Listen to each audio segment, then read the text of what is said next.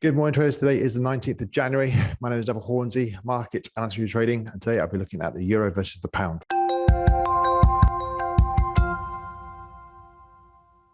As always, going to start with the YouTrading.com Forex heat map, and we can see today that the commodity pairs are doing better than the safe havens, so we've got more of a risk on day today.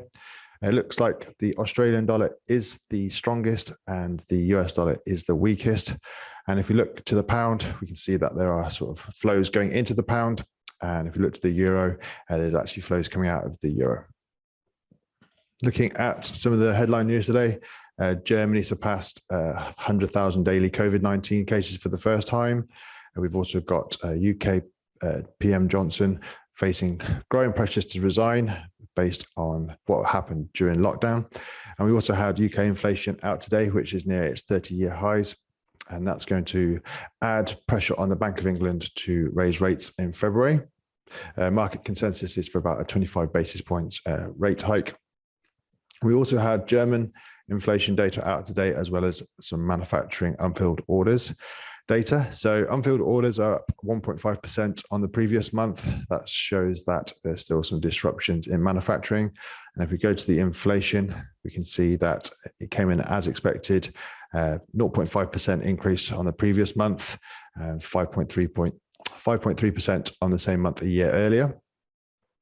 Overall, 3.1% on an annual average in 21 compared to 2020. So inflation is rising in Germany and the UK, but if we go to the German two-year bond yield, you can see down here it's still negative, and a lot has been made of the 10-year yield finally getting back above zero. It's just above zero. It's basically not negative for the first time since May 2019. So it looks like yields are rising in Europe, so we could start to see the euro itself gather some strength at some point.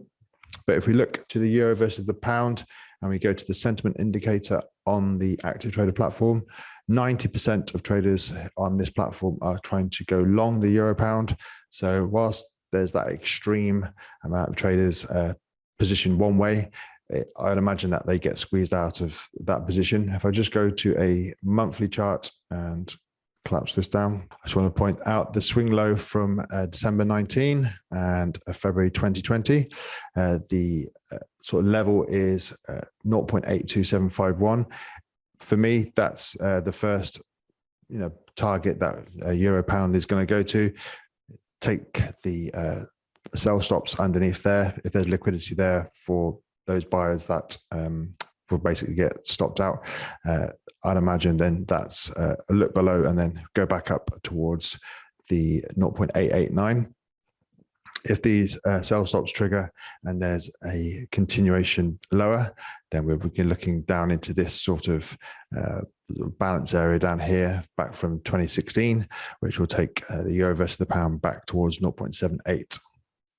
Going back to a daily chart, you can see that we've broken down again. We took out yesterday's low. Yesterday's high came up and tested the previous support from November 2021, which had broken down at the beginning of the year. So they've broke down, they retested, and that's why I think there's a continuation lower. And if I go back to the monthly chart and just mark that up with a horizontal line, when we go back to the daily chart, you can see there's a good 100 pips to the downside, and risk would be currently above this swing high. So unfortunately, and if you didn't get in on the retest of this level here, we should be looking at a continuation on a smaller time frame. So if we go to the 30-minute time frame, you can see that right now we're breaking out. So if we get a breakout, and then if I just mark it up with some arrows, so we've got this breakdown. What we want to see now is a retest of that breakdown level and then a continuation lower. That way we can put our stop above here. And if I go here, and we can get a good 1 to 2 on the risk to reward. All right, I hope that makes sense, and I'll speak to you again tomorrow.